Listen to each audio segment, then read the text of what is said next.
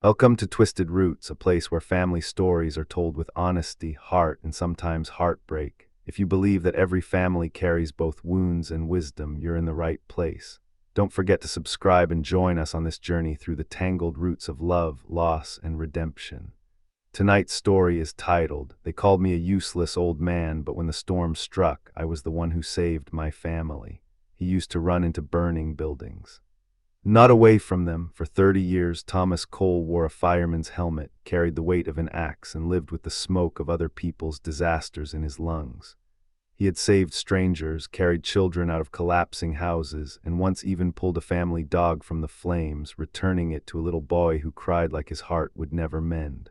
But now, at 70, his helmet sat in the attic, his uniform was boxed away, and to his own children.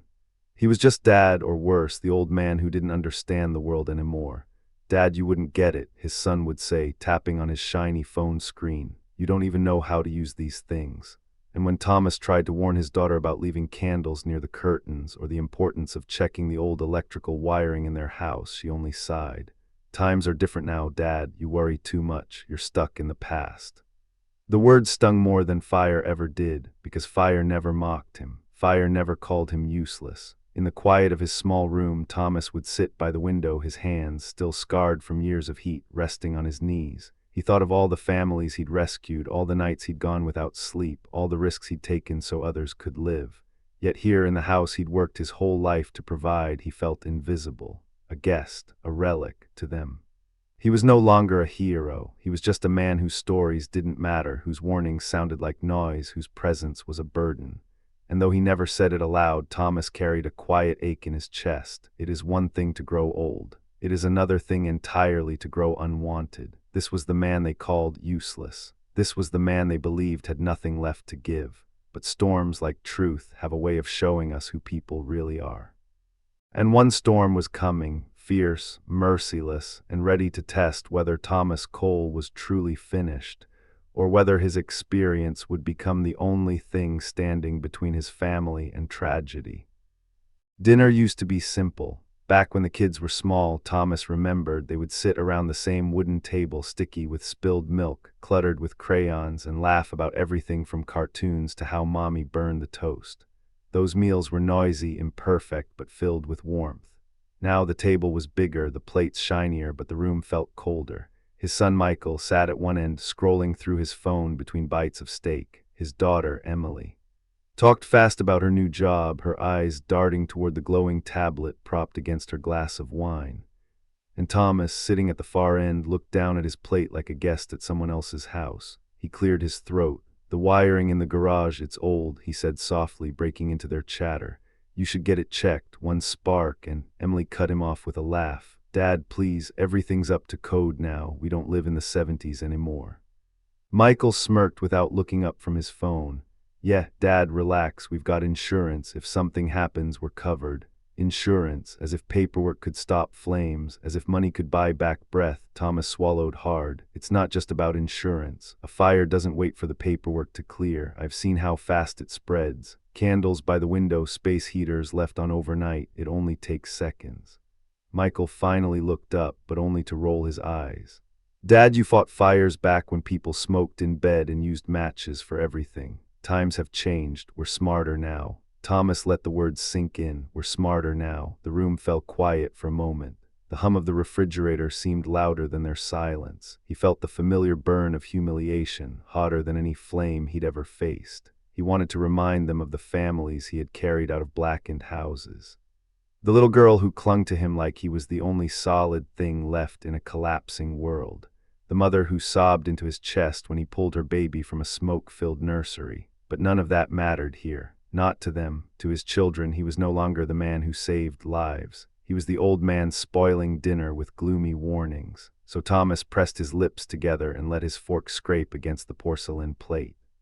The conversation moved on: real estate prices, new restaurants, vacation plans, while his words hung in the air like invisible smoke.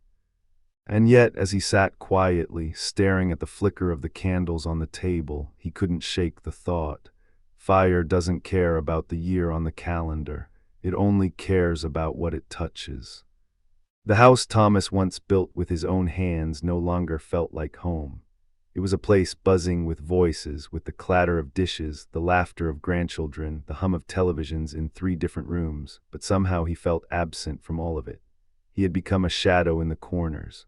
In the mornings, while his son rushed off to work with his tie half knotted and his daughter tapped furiously at her laptop over coffee, Thomas would step outside into the garden. The soil was the only thing that still listened to him. The tomato plants did not roll their eyes. The roses never told him he was stuck in the past. They bloomed when he cared for them, wilted when he didn't. They still depended on him, and that was enough. Sometimes he found old tools rusting in the shed, wrenches, hoses, a lantern from his firefighting days. He would polish them slowly, almost reverently, as if keeping them alive meant keeping some part of himself alive too. But at the dinner table, the living room, the family gatherings, his words were treated like background noise. When he spoke, they listened with the polite patience reserved for commercials on television, just waiting for the program to resume. And in the silence of his small bedroom, Thomas would sit on the edge of his bed, staring at his own hands. They were calloused, scarred, strong once, hands that had pulled people from wreckage, that had held babies and carried hoses heavier than some men could lift. Now those same hands only clipped dead leaves, tightened loose screws, and were swatted away when he tried to help with modern appliances. A thought crept in at night, whispering louder than the wind outside. Maybe they're right. Maybe I really am useless now. The words stung because they came not from strangers on the street, but from the very children whose first breaths he had once prayed for, whose scraped knees he had once bandaged, whose monsters under the bed he had once chased away with nothing more than a flashlight and a steady voice. He carried their childhood like medals, invisible but heavy on his heart, and yet in their eyes today all of that seemed erased by his wrinkles, his slower pace, his stories that began too often with "back in my day." But life has a cruel way of testing what we think we know. Because while Thomas was left alone with his plants and his memories, a storm was gathering far beyond the horizon, swift, merciless, and blind to the pride of youth. And when it came, it would not ask for insurance papers. It would not care about Wi-Fi or phone apps. It would demand only one thing, wisdom. And wisdom was something Thomas still carried, quietly, faithfully, like a lantern waiting to be lit again. It happened on a Tuesday evening, one of those ordinary nights when nothing seems remarkable until it becomes unforgettable. Michael, his son, had just returned from work, his tie loosened, his voice sharp from the long day. The house was filled with the usual background noise, the hum of the TV, the clicking of Emily's laptop, the faint sound of the grandchildren playing upstairs. Thomas was in the kitchen, slowly putting away dishes. He had noticed the smell of something faint. Something electrical wiring, perhaps, the kind of scent only someone who had lived inside burning homes could ever recognize. "Michael," Thomas said gently, "I think we should take a look at the outlet in the hallway. I smelled something odd earlier, like it might be overheating." His son barely looked up from his phone. "Dad, not this again." "I'm serious," Thomas pressed on, trying to keep his voice calm. "It only takes one spark. I've seen entire houses lost because of something small like this. Maybe tomorrow I'll—" That was when Michael snapped. His voice rose above the hum of the television, louder than the laughter of the children upstairs. "Dad, enough. You're not the fire chief anymore. You're not in charge. You're just an old man living in my house, eating my food. You don't have to worry about anything anymore. You're useless now. You get that? Useless." The words hung in the air like smoke, heavy, bitter, impossible to breathe. Emily froze at the table. Even the children upstairs seemed quieter, as if the house itself had heard the insult. Thomas stood still, a plate in his hand. His knuckles whitened against the porcelain, but he didn't move, didn't speak. Inside, though, it felt as if his chest had been struck with an axe. He had faced collapsing roofs, raging infernos, explosions that rattled the earth beneath his boots. But nothing, not even the roar of fire, had ever hurt the way his son's words did. Useless, that single word sliced through 30 years of sacrifice. It erased the nights he had worked double shifts so Michael could have new baseball gloves. It erased the mornings he had sat in freezing bleachers just to watch Emily's school plays. It erased the father who had once been their protector, their hero. Now, in their eyes, he was just a burden. He swallowed the taste of ash in his throat, and instead of arguing, he placed the plate gently on the counter. He wiped his hands on a towel, though they were already clean. Then, with the same quiet dignity that had carried him through a lifetime of risk, Thomas turned and walked out to the porch. The night air was cool against his face. He sat down heavily on the wooden chair he had built years ago, listening to the wind rustle through the trees. His heart ached, but he did not let the tears fall. Firemen, he had once told his crew, don't cry in front of the flames. Still, in the darkness, a thought whispered, sharp and merciless, maybe they are right. Maybe I really am just an old man with nothing left to give. But somewhere far in the distance, the sky grumbled, a low rumble of thunder, unnoticed by those inside the house. The storm was coming, and when it arrived, it would test every word Michael had spoken, because sometimes life has a way of reminding us. The useless old man may be the only one who knows how to keep a family alive. It began with little things no one else seemed to notice. Thomas was out in the yard when he caught the faint whiff of smoke, not the kind that came from a grill or fireplace, but sharp, metallic, and dangerous. Following it, he traced the scent to the garage outlet, its plastic casing warm to the touch. A flicker of blue light danced behind the socket. A short circuit, he thought, heart tightening. That night, as the family gathered in the living room, Thomas tried again. Michael, he said quietly, that wiring in the garage is failing. It could spark a fire any time. His son waved a hand dismissively, eyes locked on his phone. Dad, the house passed inspection when we bought it. It's fine. Emily chimed in from the couch. You really need to stop worrying. You're acting like it's 1980. Houses don't just burn down anymore. Thomas's jaw clenched. He wanted to tell them about the Peterson family. How their brand new home had turned to ashes in minutes because of one faulty outlet, but he stopped.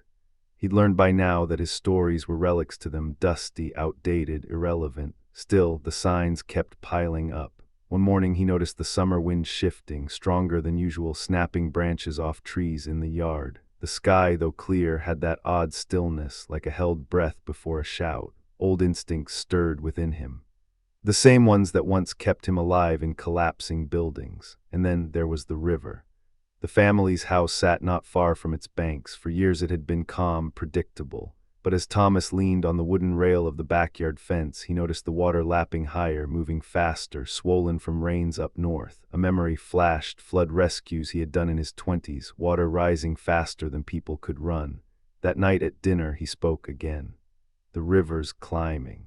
He warned, if the storm they're predicting tracks this way, we could be in trouble. You should stock bottled water, batteries, candles maybe, and for God's sake fix that outlet in the garage before it lights the whole place.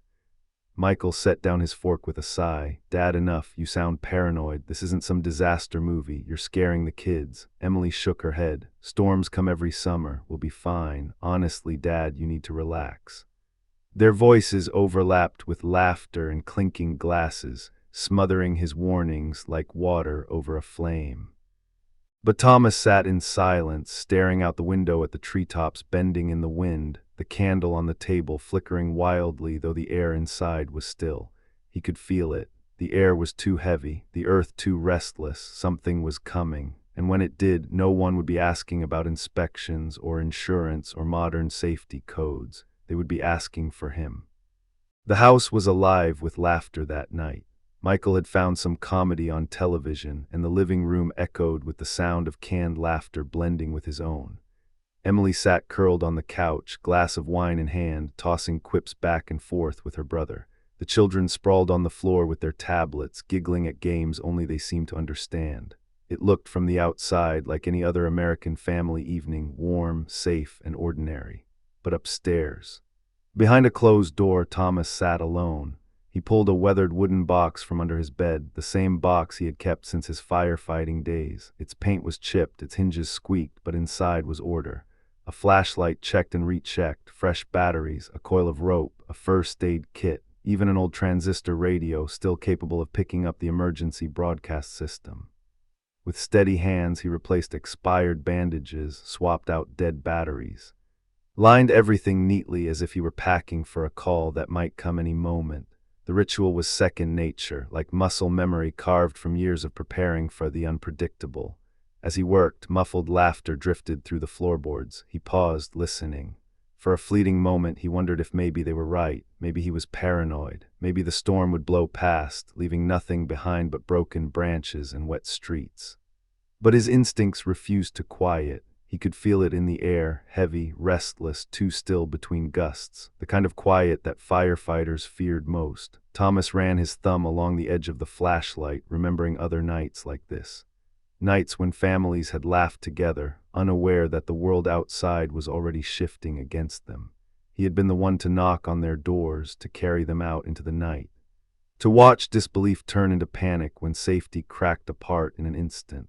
Now it was his own family, his own blood, and they didn't want to hear a word. Downstairs, someone shouted, "Dad, you should come watch this, funniest thing ever." He hesitated, then shook his head. They wouldn't notice his absence. They hadn't for a long time. Instead, he placed the finished kit by the door, ready to grab at a moment's notice. He sat on the edge of his bed. The faint rumble of distant thunder rolling low across the horizon. The house felt warm, too warm. The laughter below rang clear, too clear. It was, he knew, the last truly peaceful night they would have for a long time.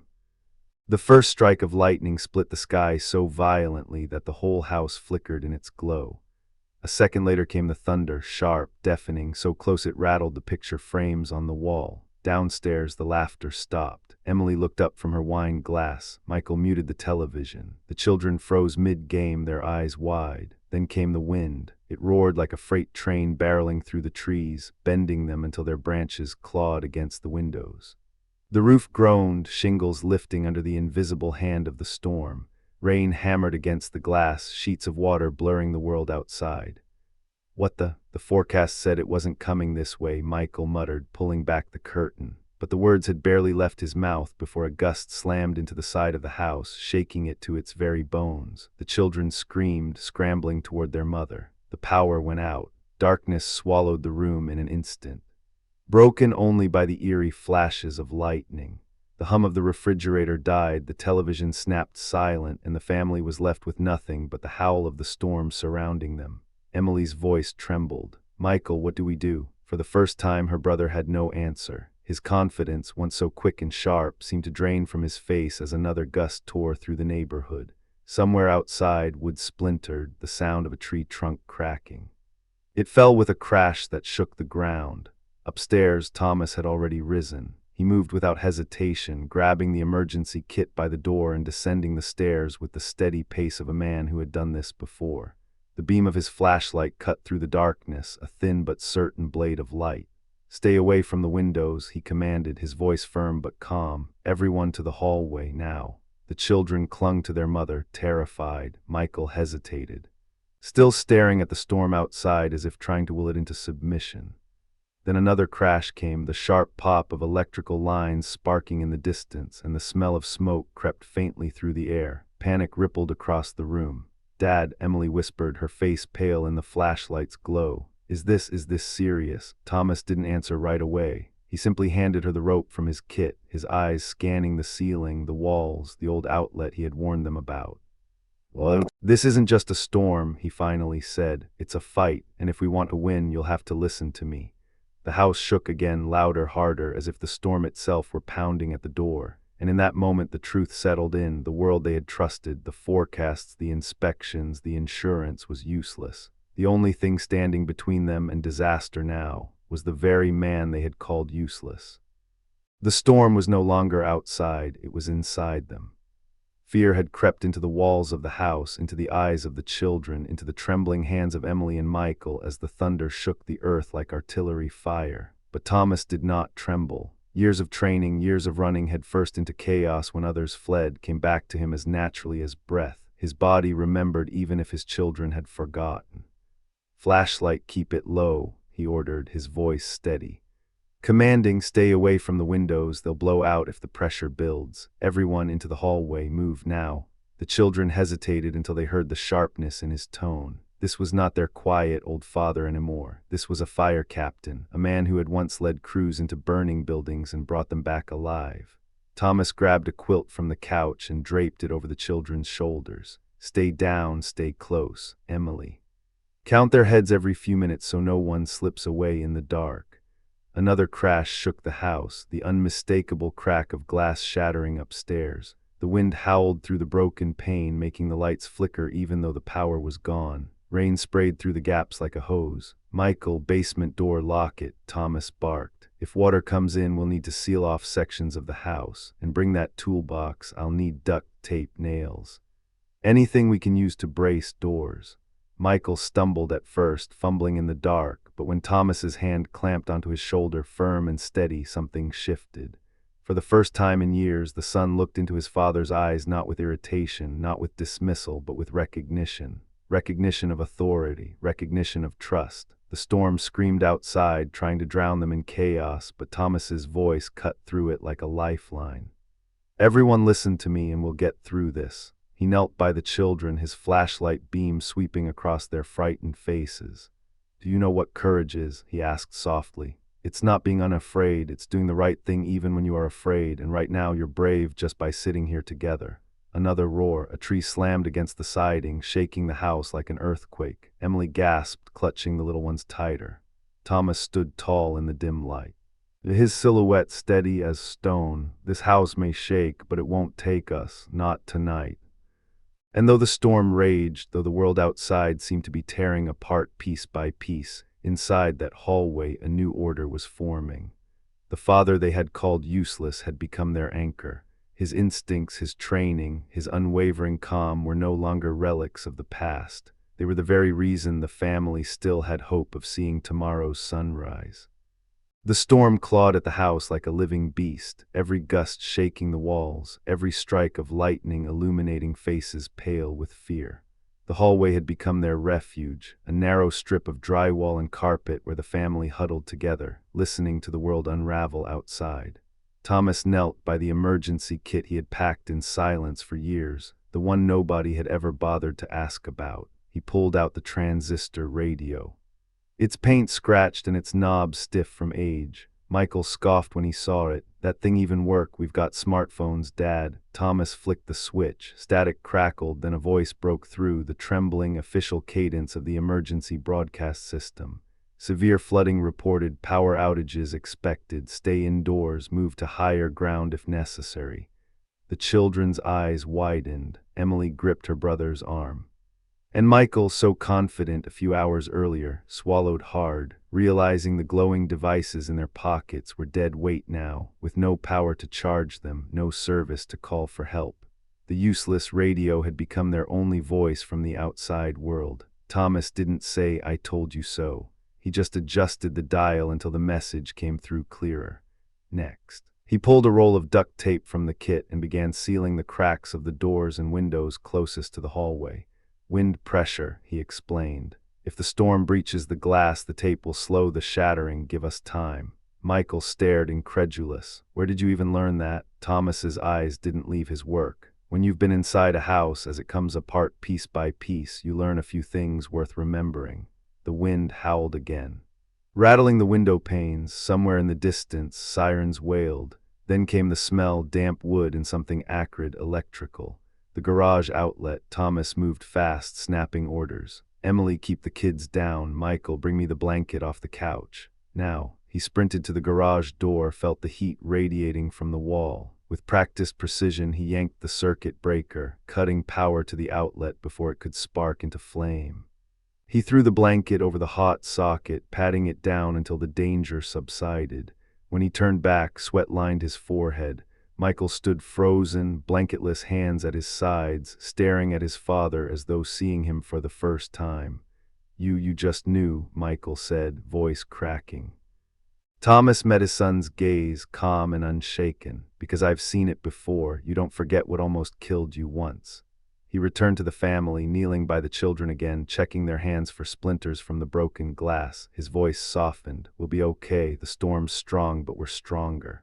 In that moment, no one called him useless. No one rolled their eyes. They watched him move with a grace carved from decades of danger. His mind mapping every threat before it could strike, his hands steady while theirs shook. The very skills they had dismissed as old-fashioned, the duct tape, the radio, the breaker switch, were now the threads keeping them together. Thomas didn't need to say it. The storm itself was proving his worth, and outside, the river kept rising. The hallway was crowded but silent. The storm screamed outside, rattling the siding and pounding the roof with relentless fists of rain. Every thunderclap shook the bones of the house, and each flash of lightning painted pale, frightened faces in sharp relief. Thomas moved among them calmly, steady as a lighthouse against the black sea. He checked the taped windows, secured the door, adjusted the flashlight so it cast a softer beam on the children. His movements were deliberate, practiced, reassuring. Michael sat on the floor, knees pulled up to his chest, his phone still clutched in his hand, though its screen had long since gone dark. He stared at it uselessly, then at the small transistor radio that sputtered another warning about flash floods. The irony stung like a slap. For years he had mocked his father's old gadgets, his obsession with keeping tools no one used anymore. Yet tonight, only those very relics stood between them and panic. Emily reached for the children, pulling them close under the quilt. Her eyes met Thomas's when he bent to check the duct tape holding firm against the window seams. She remembered teasing him once for keeping rolls of tape in every drawer, every glove box, every corner of the garage. Dad and his silly fixes, she had laughed. Now her lips trembled with something between guilt and awe. "Dad," she whispered, barely loud enough over the roar of the storm. "What do we do if the water keeps rising?" Thomas looked at her, his face illuminated by a single streak of lightning across the sky. His voice was calm, measured. "We go higher, we move to the attic if we must, but first we wait. Don't waste energy on fear." The children clung tighter, their wide eyes fixed on him, not on their parents, but on the grandfather they had once ignored. In their young faces was something new, trust. Michael finally spoke, his voice breaking. "I was wrong, Dad." The words were raw, heavy, stripped of pride. He swallowed, staring at his hands. "I called you useless, but you're the only reason we're not falling apart right now." The storm roared in agreement, thunder booming as though to punctuate his confession. Thomas said nothing at first. He only placed a steady hand on his son's shoulder, the same hand that had guided him across busy streets as a child. The same hand that had once taught him to ride a bike. His grip was firm, forgiving. "You're learning," Thomas said softly. "Sometimes it takes a storm to remind us what truly matters."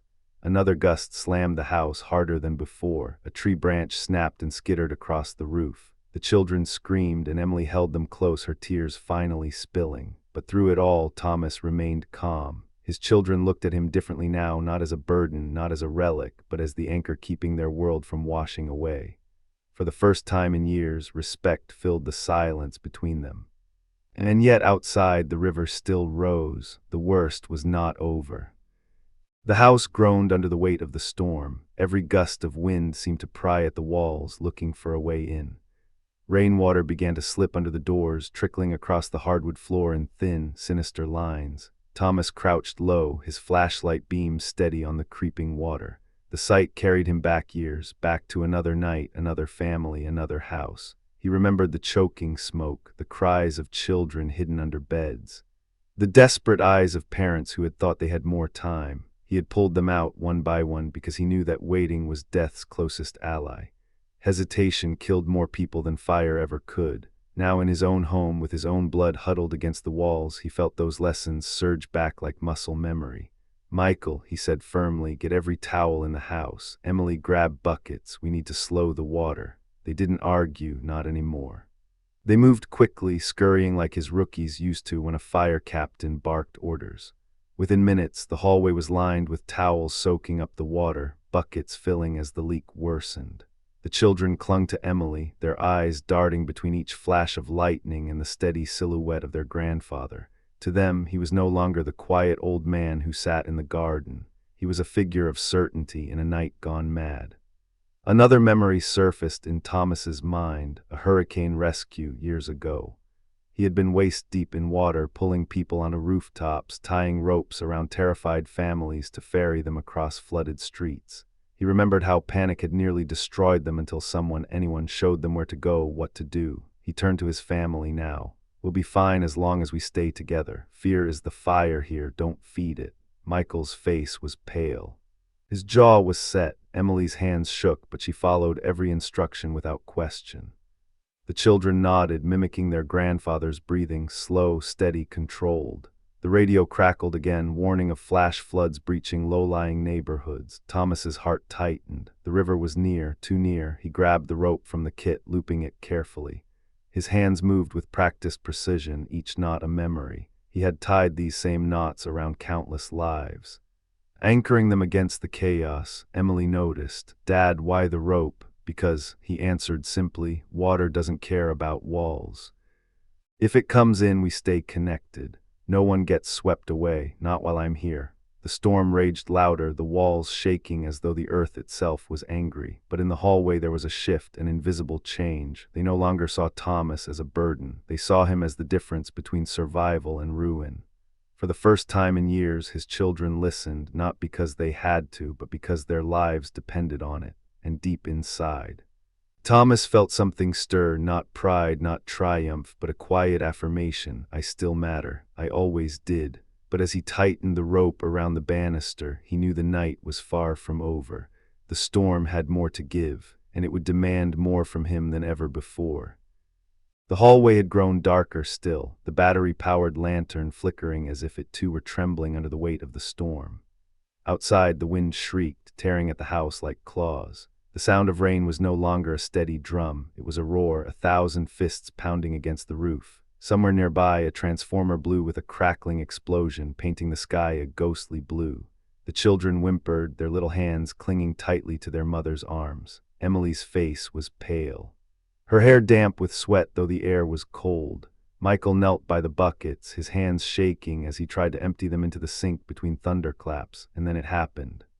A branch slammed against the window with such force that the glass spiderwebbed instantly, shards tumbling to the floor. Emily screamed, pulling the children closer. Michael stumbled backward, cursing under his breath. But Thomas moved with calm precision, pressing a heavy piece of furniture against the window, reinforcing it with the rope he had tied earlier. His hands were steady, his voice firm, even as the house shook around them. When the danger passed, at least for the moment, the family's eyes turned to him. In the harsh glow of the lantern, he looked older than ever, wrinkles carved deep by the years. And yet there was something ageless in his presence, something unshakable. That was when the silence broke. Michael's voice cracked, low at first, almost drowned out by the storm. "Dad, I'm sorry." Thomas turned slowly, meeting his son's eyes. Michael's shoulders sagged, his pride falling away like the shingles the storm had ripped from the roof. "I called you useless, I treated you like a burden, and now you're the only reason we're still standing." The words spilled into the space between them, raw and trembling. Emily's voice followed, choked with tears. "I laughed at you, Dad, every time you warned us, every time you tried to help. I thought you were just stuck in the past, but tonight, without you," her voice broke. She pulled the children closer, her tears falling freely.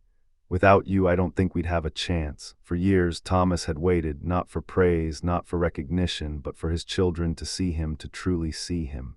And now, in the heart of a storm that threatened to take everything, he heard the words he never thought he'd hear again. He lowered himself to the floor, sitting between his son and daughter, the lantern casting long shadows across the wall. He placed a weathered hand on Michael's shoulder, another on Emily's trembling fingers. "You don't owe me apologies," he said softly, his voice like steady embers in a dying fire. "Every parent knows one day their children will grow too fast, too proud, too certain they don't need us anymore. That's the way of the world."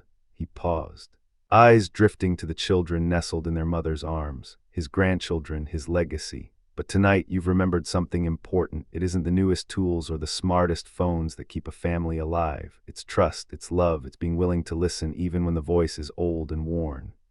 Thunder boomed overhead, rattling the house again. Yet for the first time that night, the family wasn't rattled inside. They huddled closer, their heads bowed, not from fear of the storm, but from humility before the man they had misjudged for so long. And Thomas, though his chest ached with exhaustion, felt something he had not felt in years.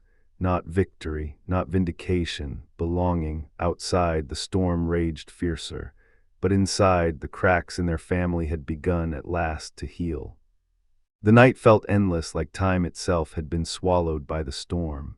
Every gust of wind rattled the walls, every creak in the beams threatened collapse. The family sat together in the narrow hallway, the safest place Thomas had chosen, clutching each other with a desperation that words could never capture. The lantern flickered low, its light sputtering against the roar outside. Buckets overflowed, towels were soaked. The air was damp, heavy with the scent of rain and fear. But there was something else too, silence, not of the storm, but of the hearts inside. For the first time in years, no one argued, no one scoffed, no one dismissed. They listened to the storm, to their breaths, and to Thomas. Hours dragged on. Thomas guided them like a ship captain through uncharted seas. He rationed water. He calmed the children with stories of his firefighting days, tales of courage where fear never won. Each word was a shield, each memory a lesson hidden as comfort. Once he told them as the thunder cracked, "I carried a boy from a burning house. He was no older than you." He glanced at his grandson's wide, frightened eyes. He asked me if the fire was going to eat us, and I told him the truth, not if we stayed together. The boy's small hand tightened around his grandfather's. Thomas smiled faintly, not because the storm was kind, but because fear had loosened its grip. At last, some time before dawn, the wind shifted. The pounding rain softened. The house stopped shuddering as though it had taken a long, tired breath. The storm had not left them untouched, but it had moved on. When the first weak light of morning crept through the cracked boards of the window, Emily dared to peek outside. Her gasp was sharp. The neighborhood was unrecognizable. Trees torn from their roots lay across the street. Cars half submerged in muddy water. Roofs ripped open. The river had swelled far beyond its banks, swallowing yards, fences, and memories alike. Michael joined her, his arm resting protectively around his sister's shoulder. "God, we could have been gone," he whispered, voice trembling. Behind them, Thomas rose slowly. His joints ached, his back stiff, but his eyes were sharp. He looked not at the destruction, but at his family, huddled close, alive, whole. The house had survived, though battered. More importantly, so had the ties that had nearly broken before the storm arrived. Michael turned to his father, his throat tight. "Dad, I don't even know how to thank you." Thomas placed a hand on his son's shoulder, firm but gentle. "You don't thank me by words, son. You thank me by remembering. Remember what matters. Remember who we are." The children leaned against their grandfather, no longer afraid, but full of awe. To them he was no longer the useless old man. He was their anchor, their hero, their proof that strength doesn't fade with years. It only changes its shape. The storm had taken much from their town, but it had returned something irreplaceable to their home: respect, trust, and a bond that no wind could break. And as the morning sun rose over the wreckage, Thomas whispered to himself, barely audible, "We survived together." The morning after the storm did not feel like morning at all. The sky was gray, heavy, and swollen with clouds, as though the world itself had forgotten how to smile. The air smelled of wet earth and shattered wood. A strange silence hung over the neighborhood, broken only by the distant cries of neighbors and the occasional crash of something collapsing under its own weight. Thomas pushed open the door. It groaned on its hinges, revealing a world unrecognizable. Branches lay like broken arms across the yard. Fences were twisted and mangled. The river had swallowed half the street, leaving behind brown, swirling water and debris that told stories of destruction. Emily gasped, clutching her children tighter. Michael stepped out cautiously, eyes wide, as though he were walking into a war zone. Then came the voices, neighbors calling for one another, some weeping, some shouting. A woman stumbled down the street, her hands cut and bleeding, calling her husband's name. An older man tried to move a fallen tree with his bare hands, his voice hoarse with panic. Thomas didn't hesitate. Despite the ache in his bones, despite the fatigue dragging at his limbs, he straightened his back and stepped forward. "Stay here," he told his children firmly, turning to face them. His tone was not angry, but resolute. "I need to see who needs help." Emily reached for him. "Dad, you can't. You've already done so much." But he gave her a look, the kind of look that said this wasn't a choice, but a calling. She froze, realizing that this was the same man who had once run into burning houses while others ran out. Michael swallowed hard, then said, "I'll go with you." For a moment, Thomas studied his son, the same son who had called him useless just days earlier. Slowly, he nodded. "Then keep your eyes open, not for what's broken, but for who's hurting. Together." Father and son stepped into the ruins. They went house by house, checking doors, calling out. Thomas showed Michael how to test for weakened beams before entering, how to listen for cries beneath rubble, how to keep calm when panic threatened to choke the air. A neighbor's child was found trapped under a collapsed porch. Thomas knelt, steadying the frantic parents. "We'll get her out, but we do it slow or we'll make it worse." He directed them with the authority of experience. And within minutes, the girl was freed, shaken, but alive. Everywhere they went, people looked to Thomas, not the strong young men, not the modern tools, but the old firefighter with silver hair and steady hands. His calm voice cut through chaos. His wisdom stitched hope where despair threatened to take root, and Michael saw it. With every life touched, every neighbor reassured, he saw what he had been blind to all these years. His father wasn't just useful. His father was indispensable. By the time the sun finally pierced through the clouds, weak but determined, the community was gathered in the street, muddy, exhausted, but alive. And in the center of it all was Thomas, weathered, weary, but unbowed. He hadn't just saved his family. He had reminded an entire neighborhood what it meant to endure. By mid-afternoon, the neighborhood looked like a battlefield slowly waking from war. Broken glass sparkled under patches of sun. Fallen trees lay across yards like scars that would take months to heal. And yet amid the ruin there was life. Neighbors checked on neighbors, children clung to their parents, and relief poured into exhausted hearts simply because they had survived. At the center of it all stood Thomas, his shirt torn, his hands streaked with mud. Breathing heavy but steady. His hair, wet and plastered to his forehead, made him look older than he was. Yet in the eyes of those around him he didn't look weak, he looked unshakable. Thomas, Mrs. Riley from across the street clutched his arm. Her face was swollen with tears, but her voice was full of gratitude. "If it weren't for you, I'd have lost my boy. You saved him." Others chimed in. A father nodded solemnly. "You knew what to do when no one else did."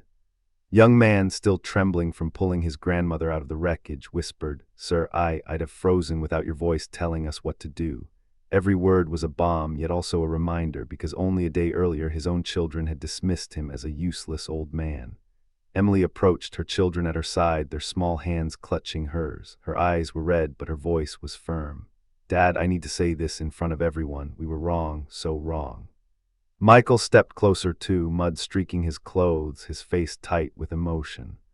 "I called you useless, and I believed it, but today I saw the truth. You're the reason we're standing here. You're the reason so many of us made it through." For a moment the street grew quiet. Even the children seemed to sense the weight of what was being said. Thomas didn't answer right away. His chest rose and fell, his hands flexing as though holding back years of hurt. Finally, he looked at his son, not with bitterness, but with a tired tenderness. "Respect," he said softly, his voice carrying despite the hush. "It's not something you give because of age, and it's not something you take away with words. Respect is earned every day in how you live, in how you protect what matters. I don't need to be called useful. I just need you to remember that wisdom isn't measured by what's new, it's measured by what survives." Michael's eyes brimmed, his jaw trembling. He lowered his head, ashamed but also relieved, because forgiveness lived in his father's tone, even if the words never said it outright. The neighbors nodded, murmuring in agreement. Some clapped quietly. Others simply stood in silence, their respect deeper than any applause. For the first time in years, Thomas wasn't invisible. He wasn't a burden. He wasn't an old man fading into irrelevance. He was the anchor, the survivor. The proof that strength wears many faces, and age is not weakness but legacy. The storm had broken their world, but it had rebuilt something far stronger, a respect that could no longer be denied. In the days that followed, the cleanup was long and exhausting. Streets were lined with splintered wood, broken furniture, and memories soaked through with rain. But amid the wreckage, something else grew, a quiet bond stronger than the winds that had tried to tear them apart. The family moved differently now. Emily brought her children to Thomas's side, asking him to show them how to mend things with their hands, how to use tools that had sat forgotten in the garage. Michael listened when Thomas spoke, not with impatience, but with the reverence of a student finally recognizing the worth of his teacher. One evening, as the sun dipped low and painted the sky in soft gold, the family gathered on the porch of their battered home. The roof was patched, the windows covered with temporary boards, but the air was filled with laughter, laughter that had been missing for years. The children climbed into their grandfather's lap, tugging at his sleeve. One of them whispered, "How did you know what to do when the storm came?" Thomas smiled faintly, his eyes drifting toward the horizon where the last remnants of clouds still floated. "Because storms are not new. I've faced them before, and every time they teach the same lesson. We don't survive by strength alone, but by love, by courage, and by staying together." Michael looked at his father then, really looked at him. not as an old man slowing down, but as a lighthouse that had guided them through the darkest night. His voice cracked as he spoke. Dad, you're not just our father, you're our shield, our history, and our future. For a moment the porch was silent except for the hum of cicadas in the humid air. Thomas's heart, once heavy with doubt, now beat with something steadier than pride, acceptance. The storm had stolen much, but it had given something back too, a family reborn with roots that could no longer be shaken. Dear friends watching this story, storms come to every home, sometimes in the sky, sometimes in the heart, and often the very person we think has nothing left to give becomes the one who saves us. A father may grow old, his hair turning silver, his hands rough and trembling, but his wisdom, his sacrifice, his love, those do not age. So tonight, remember your fathers, your mothers, your elders. Do not wait for the storm to remind you of their worth. Tell them now. Honor them now. And if this story touched your heart, I invite you to subscribe to our channel Twisted Roots, where we share stories of family, sacrifice, and love that refuse to be forgotten. Until next time, may your homes be safe, your hearts be strong, and may the storms of life always leave you standing together.